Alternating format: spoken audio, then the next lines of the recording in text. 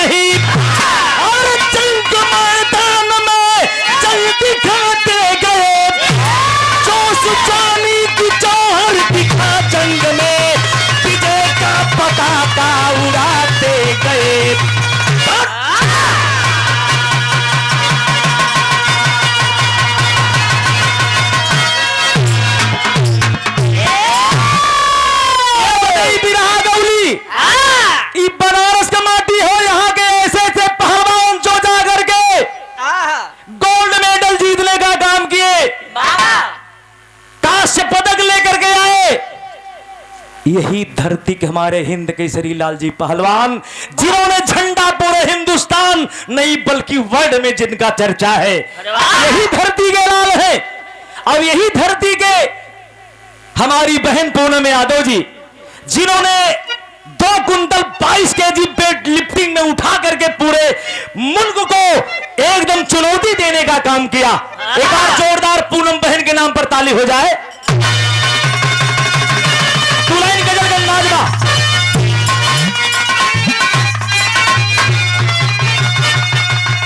एक सर लिखा, लेकिन थोड़ा सा यह मूड दूसरे पर हम बोले थे बीचे में। हमारे गुरु के गुरु यानी स्वर्गीय रामदेव उस्ताद अपने जवानी के आलम में गावत रलन। कैसे गावत रलन? आओ भैया।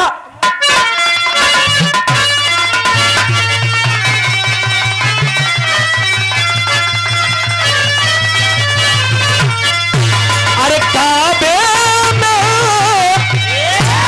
अरे काबे में, अरे काबे में जलवा, काशी में नजारा है।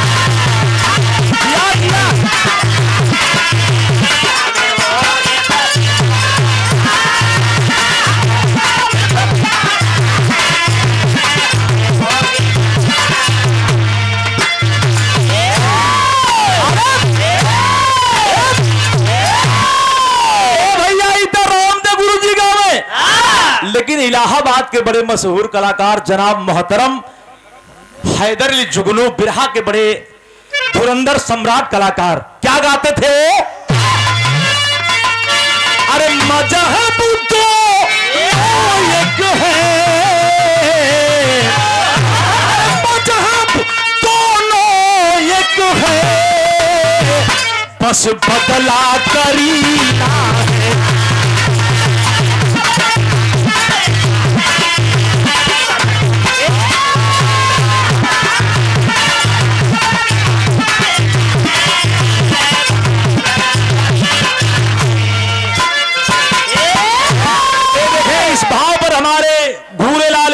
चकरमा नरेश 1000 रुपए का आशीर्वाद सुंदर माला से सम्मान किए। एक बार जोरदार आप लोग ताली से स्वागत करें घूरे भैया। वास्तव में बिरहा को बढ़ावा देने का काम करते हैं आप। अपने मंच पर इतना ज्यादा सम्मान दिए कि जीवन भर ताह जिंदगी कलाकार नहीं भूलेगा। हमार बिरहा और प्रीतिपाल के बिरहा करोले रहलन। और मजहब दोनों एक है,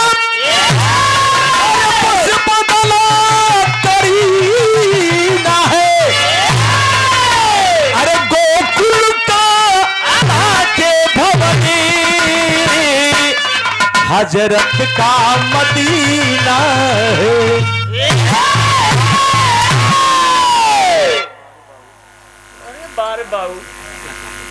राजेश भैया काहे कोनो कमी हो तो बताए दे है। हाँ चला बाबू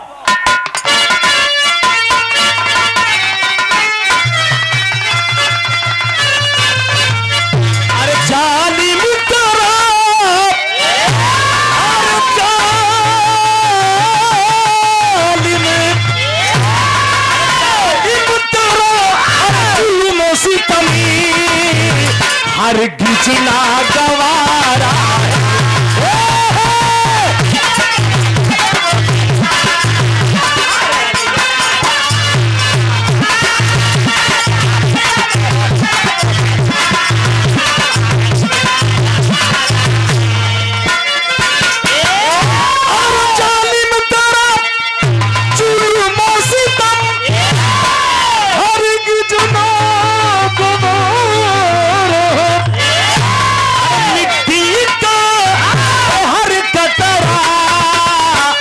प्राणों से भी प्यारा है।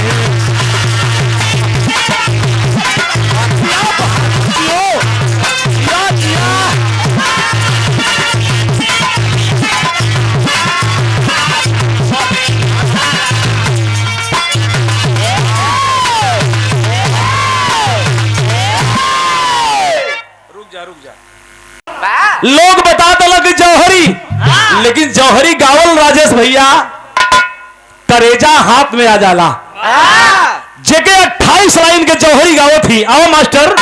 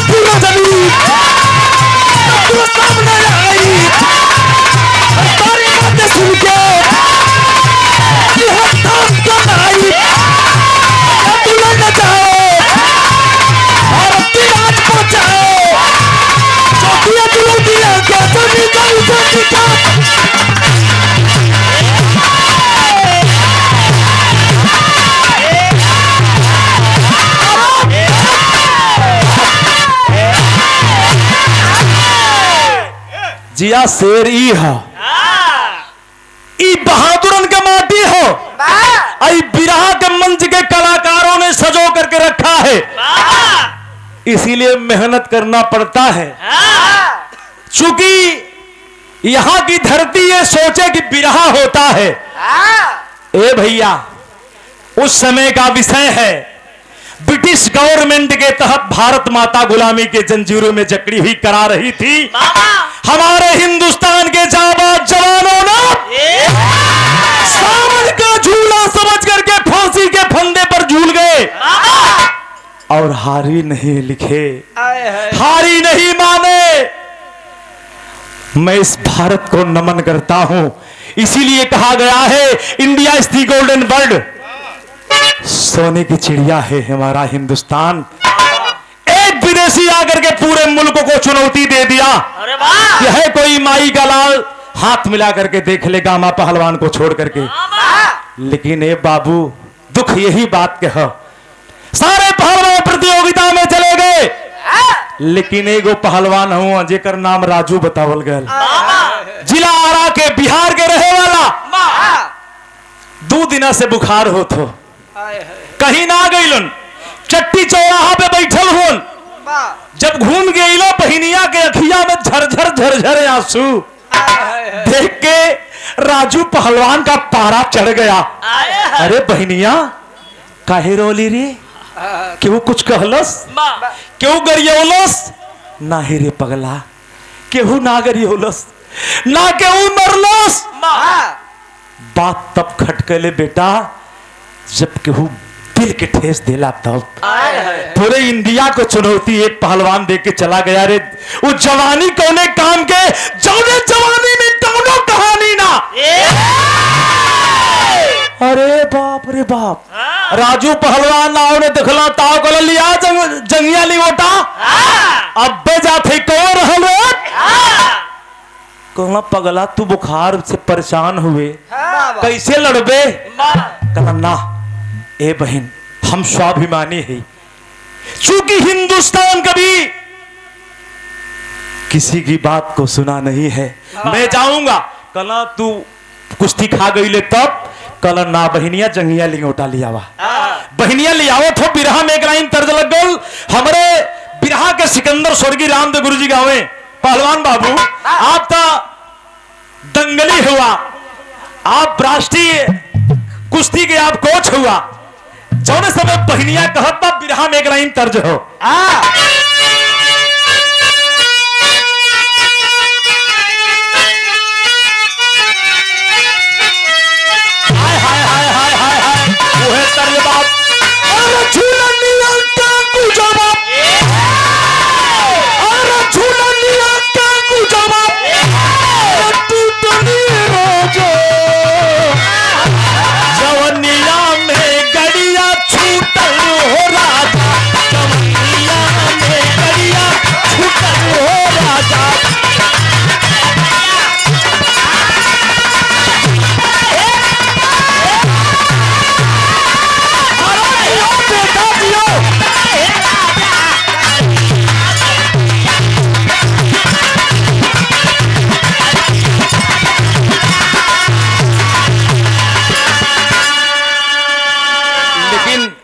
इतना हमारे उस्ताद गावत रहलन, लेकिन कबो कबो महेंद्र बच्चन गावत हैं जब उस मेहरानू से बिरहा होते रच के एजेंट से तका गाई थे पहलवान बाबू। मान लो कोनो देवर अपने भौजाई से कहता, अरे हमारी होरी तमीम, अरे हमारी होरी तमीम, अरे तो गए भौजी तुम्हारे कजरा बड़ा पाता ये भौजी। लेकिन भाव चला कर और लाइन बा का कहे बहिनिया जोने समय जब कलाई में राखी बांधत हो लाल। कहाँ मनोज? अरे मनोज रेडियो साहब, आप माला के पात्र हैं, लेकिन हमारा गाना आज के खराब पर चला था, हम बीच में आपको बुलावो थे, लेकिन है देखा कलाकार का आप सम्मान करत हैं, तई कलाकार के कुछ समझ ही तो ही जरूर। ए बाबू जौने समय बहिनिया कलाई में राखी बांधे चलत हो का कहलोस और कलैया में रखिया और बाधी बहिनिया बचावा बीराना अपन देशवा के पनिया बचावा बीराना अपन देशवा के पनिया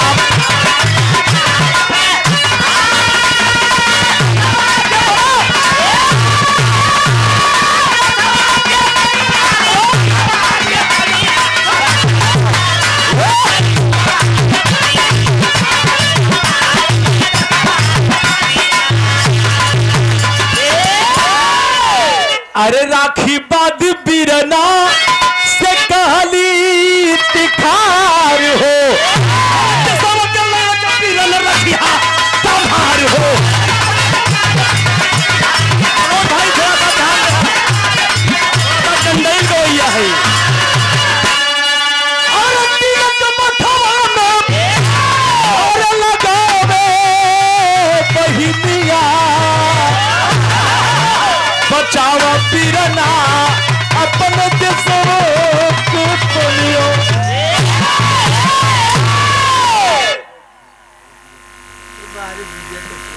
राजेश भैया ए राजेश भाई जौने समय माई धरती माता के चुटकी भर चंदन स्वरूप मिट्टी उठाया और तिलक किया भारत देश का लाल चल दिया जब चल रहा तो बिरहा में एकदम में कचाका गीत लगल न हो कौन गीत था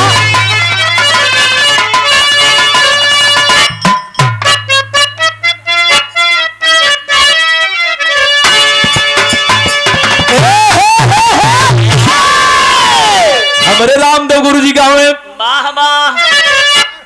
दोनों दुल्हन कहई कि हम गवनवा नहीं जाए तबले पिछवा के सहेली के काहे न जाबी रे अरे हम गवनवा नहीं जाब हम गवनवा नहीं जाब नहीं पीत लगल यही रनवा नहीं पीत लगल यही रनवा नहीं पीत लगल यही रनवा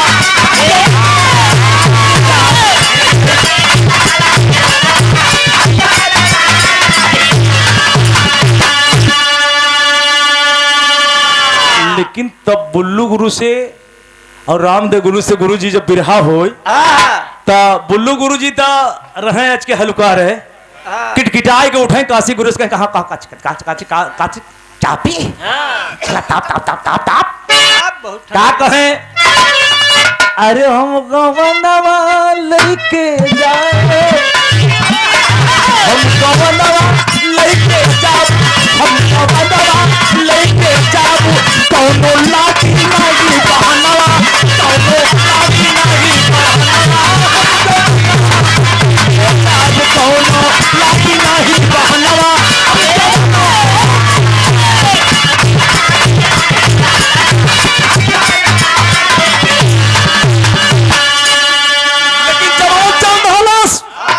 जब जवान चल दिया है बिरहा के श्रोता भैया लोग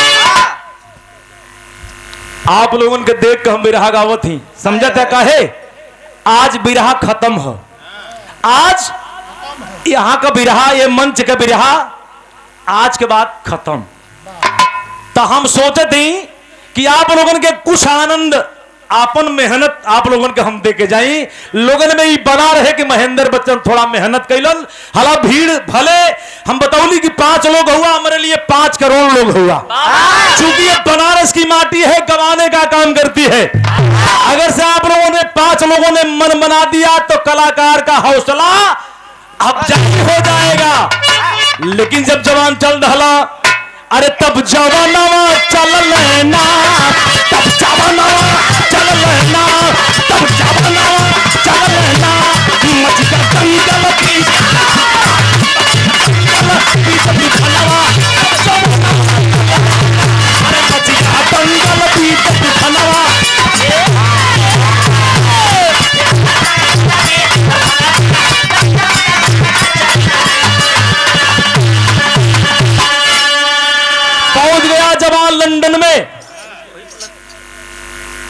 प्रतियोगिता में भीड़ खचाखच, मनोहर खचाखच भीड़ एकदम लगी बा।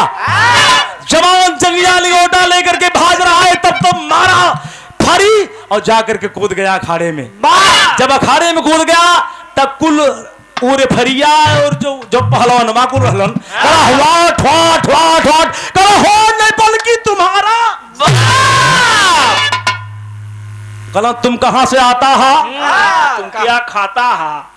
उन्होंने के हिंदी ना बोले कला हम इंडिया से आवत ही, हमारा नाम हो राजू यादव, बिहार प्रांत हो, जिला आरा हो, हम लड़े आयल हैं। ये बतावा गाटर कौन हो, क्या कहलोस? अरे पहुंचा वीर अखाड़े बागी किया तुरंत ललकारी, अरे जितने लंदन वाले हो सब लड़ो पारा, जितने लंदन वाले हो सब।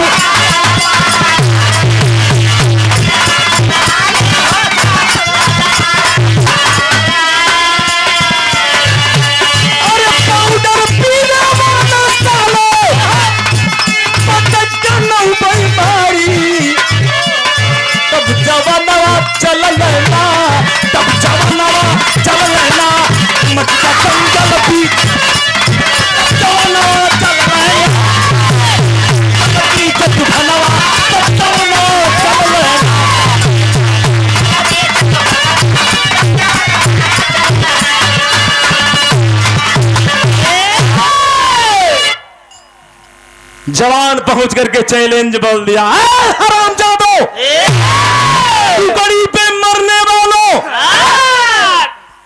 तुम लोगों ने पूरे हमारे हिंदुस्तान मुल्क को चुनौती दिया है।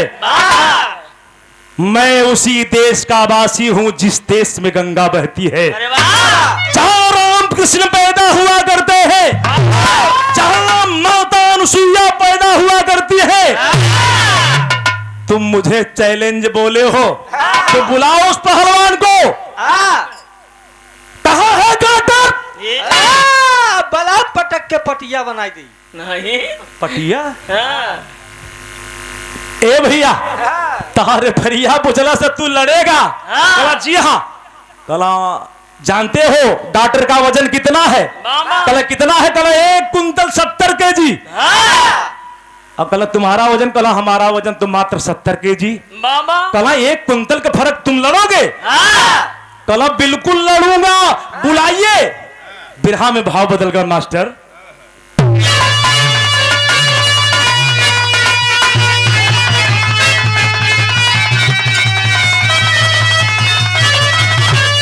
दिनेश भैया देखा हमारे रामदेव गुरु जी जब गावे तर्जिया के राजा लगे कि पानी बरसते। कौन तर्ज हो? और सोना सी जवानी मोरी,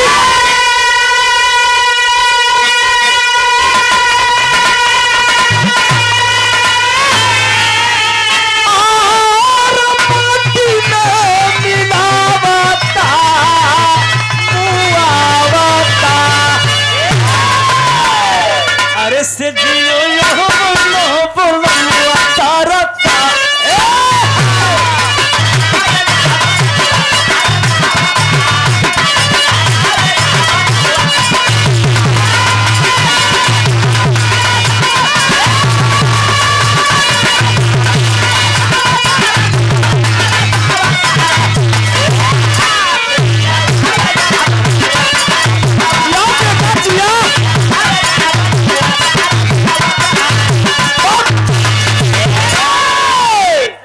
इतना हमारे उस्ताद गावत रहा, लेकिन है महिंद्रा का गावत भैया।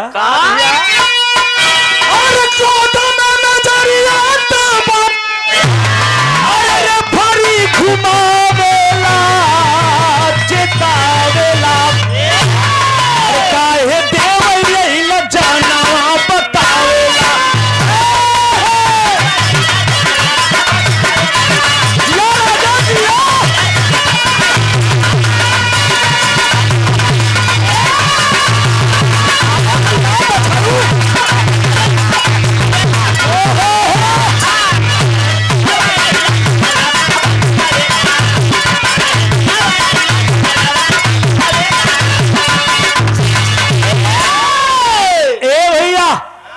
खरी कहलस तुम मारे जाओगे वरना अपने मुल्क को चले जाओ। कला खबरदार चल हट,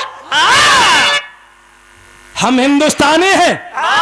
हिंदुस्तानी कभी डरने का काम नहीं करता, सीने में गोली खाने का काम करता है लेकिन पीठ दिखाने का काम नहीं करता। कला वाट ओ माय गॉड, कला मिलाओ हाथ। का कहला बाबू? अरे रेफरी के बात सुन, दिया ललकार हो, सेवा के आग में ही तुम होशियार हो।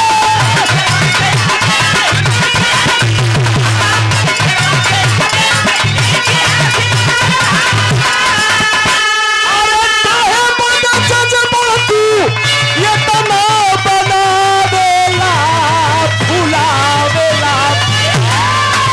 अरे कई हमारे आगे बहिया फुलावेला। अल्लाह देसी कुतिया बोल मिलाई थी। तुम बता रहे हो कि नहीं लड़ेगा? बिल्कुल लड़ूंगा, मतारी कसम, भारत माता के कसम। जौने समय पकड़ के ईरानी चाप के लेके वही पलट दहला, पीर पटक के छाती ऊपर। अरे पीर पटक के छाती ऊपर चढ़ गया भारत वाला है। एक के बदले 10 फट दूंगा, पड़ा वीर से पाला है। रास्ती साले अंग्रेजों का, अरे रास्ती साले अंग्रेजों का जिनका हृदय काला है। पापी सब अन्याय किए हैं, जेल के अंदर डाला है, ले जाके जेलिया में बंद के दलन। कला यही में रहा, अगर हारी लिख देते हो तो तुम्हें बाइज्जत तुम्हारे मुल्क को हम लोग भेज देता है। कहना कि इतना मदद मत करो, क्योंकि मैं कुश्ती खाया नहीं हूं, हारी नहीं लिखूंगा। लेकिन कलम ना लिखवत ही जलिया में रहता ना। ए भैया एक दिन बीत गल, जब दूसर का दिन माल तब विदेशिया को लैलन, बिरहा में भाव बदलल। जवान कहल तेरी के लाइन हो। अरे बेईमानी कैले काम ना चली, ए भैया बेईमानी कैले काम ना चली। अरे दबोला संगर गरज के तुझ में नहीं है पानियर हो, पानियर हो।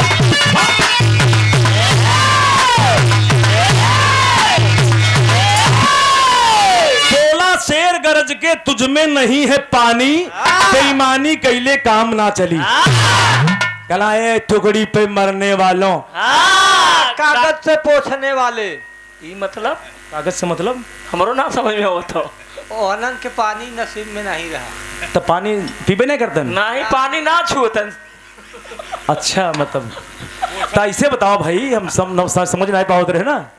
ए भैया जौने सबब हिंदुस्तानी जवान कहा मिला दो हाथ फिर। मैं तो जेल के अंदर हूँ, आज 3 रोज हो गया, भूखा हूँ।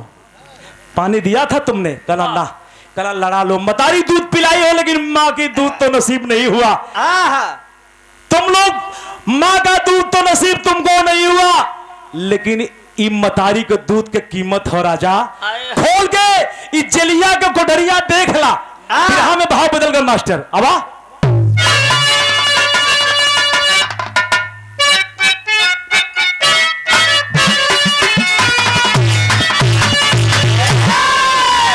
वही जलिया में से जवान गरजत हो। अरे बोला तेरे गरज के जेला, बोला तेरे गरज के जेला, तारे नावा हो तूफानवा। अरे बोला तेरे गरज के जेला, तारे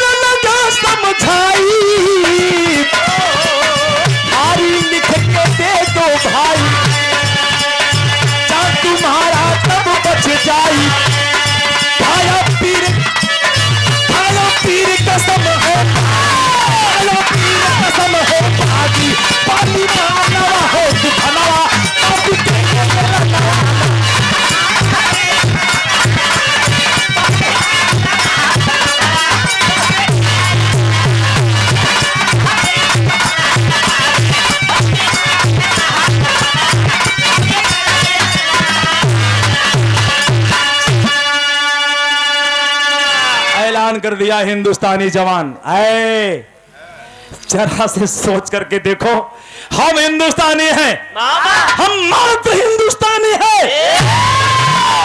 मैंने सीखा है, मेरी बहन बताई है कि बाबू जाते रहे हो,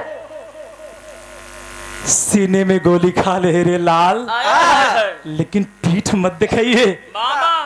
तुम मेरी बहन का वादा है, अगर से लड़ना हो तो फिर खोल दो और लड़ लो। बिरहा में पहपट के लाइन हो बाबू।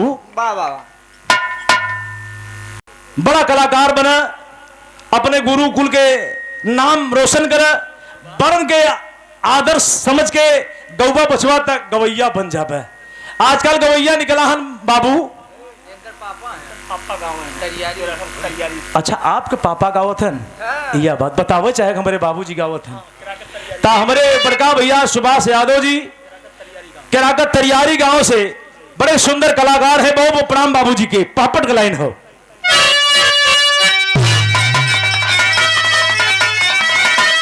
गरज के भारत वाला बोला 16 फड़कल बाप, गरज के भारत वाला बोला 16 फड़कल बा। अरे चाहे चलिए परू गयो बम गोला 16 फड़कल बा।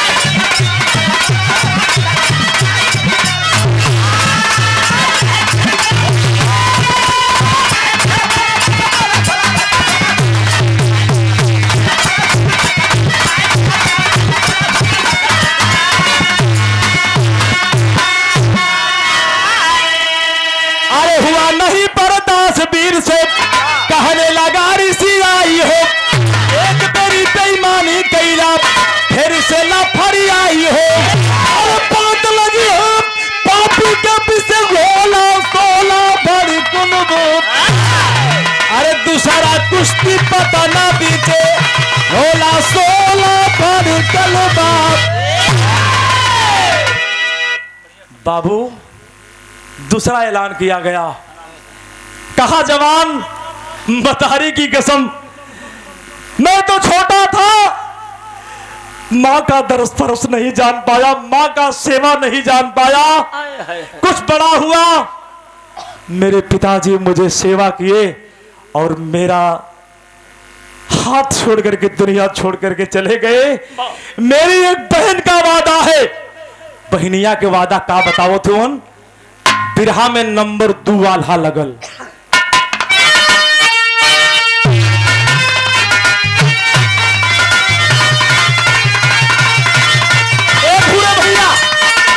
स्वर्गीय रामदेव गुरु जी के खड़ी आल्हा बतावे कैसे आए हैं। और दूसरा एलनवा भई दे, अरे जब पटना में बाबू गईले सुना।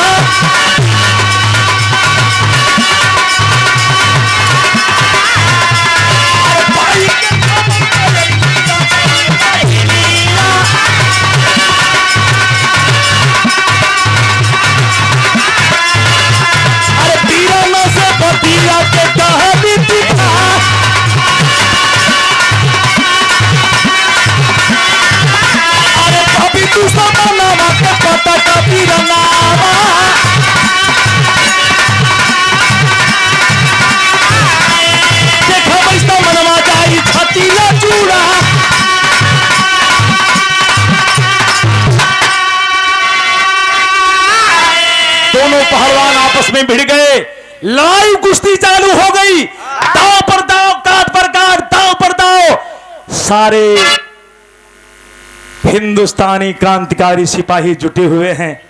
जौने प्रतियोगिता में बाबू गांधी जी भी बैठे हुए हैं। जौने समय दोनों पहलवान आपस में कटा जुझ लड़ाई चलत हो। अरे धोबिया के पाट मारा राजू पहलवाना,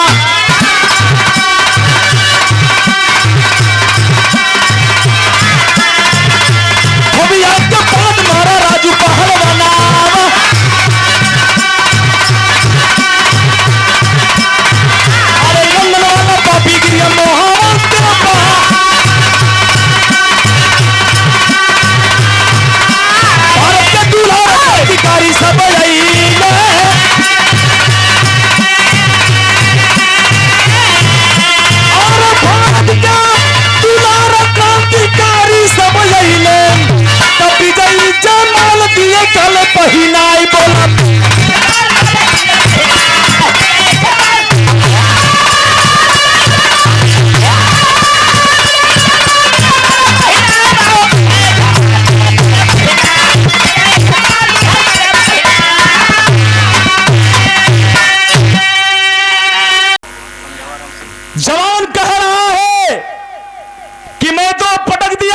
लेकिन चारों तरफ से हरामजादे घेर लेते हैं कि पटका तो पटका लेकिन भागने न पाए। क्या कैलन?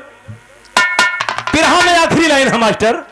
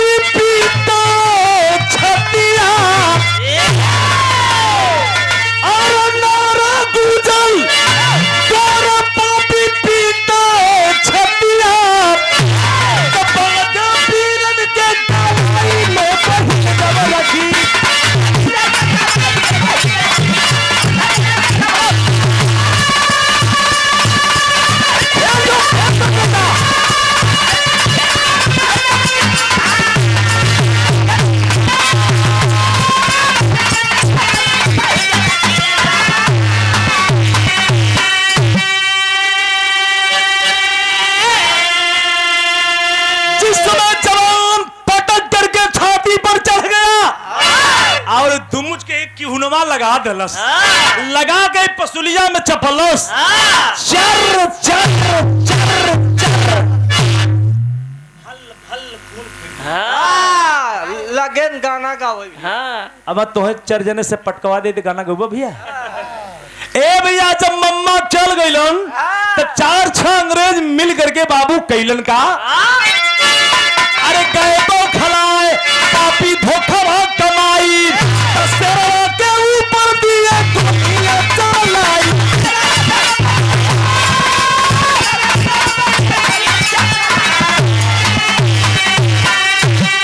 और रजनी देख मनवा में सोचे भतिया,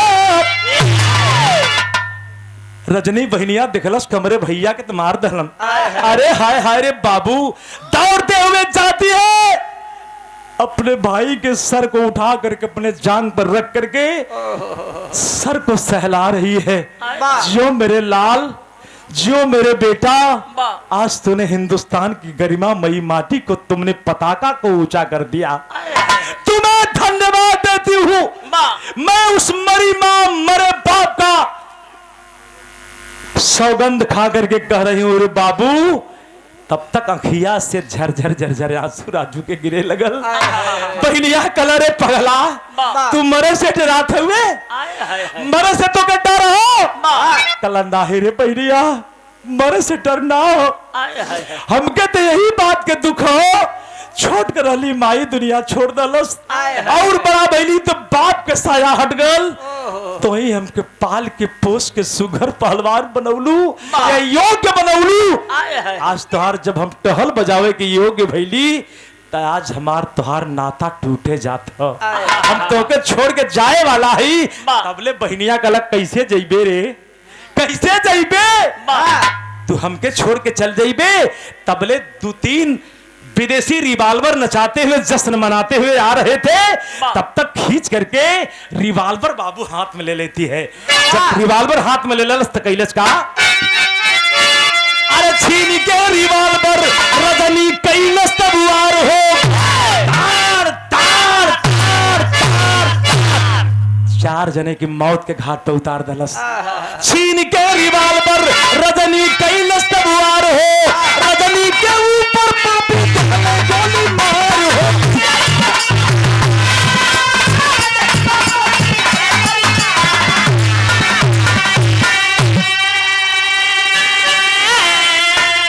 अरे भाइयों बहिन के अंतिम छूटा सतिया, तब बाधे वीरन के कलाई में बहिनी जुब रखियो। बारे दुनिया के लोग, मैं उस बहन को सच्ची श्रद्धांजलि और उस भाई को नमन करता हूं। मालिक ऐसे भाई बहन इस धरती पर पुनः पैदा करे, जो हिंदुस्तान की गरिमामयी माटी को बुलंदी पर ले जाए। मैं सत नमन करता हूं। और मैं मनोज रेडियो जी से चाहूंगा कि 1 मिनट के लिए आप मंच पर आ जाएं। मनोज रेडियो बी रही मऊ की धरती से आप आए हैं, मेरा दायित्व तो बनता है। गुरुजी बस 1 मिनट, 1 मिनट, मार्ग गाना खत्म हो गया, बस ये बस इनका स्वागत कर दे, छाप बोल दे, फिर बाद आप सब थोड़ा सा समय दे दें। चिंता सांवरी जी के सुन के आप लोग तब जाएंगे। मनोज भैया, बीरहीर जिनका कोई जवाब नहीं है, ये बजते हैं पूरे हिंदुस्तान में। और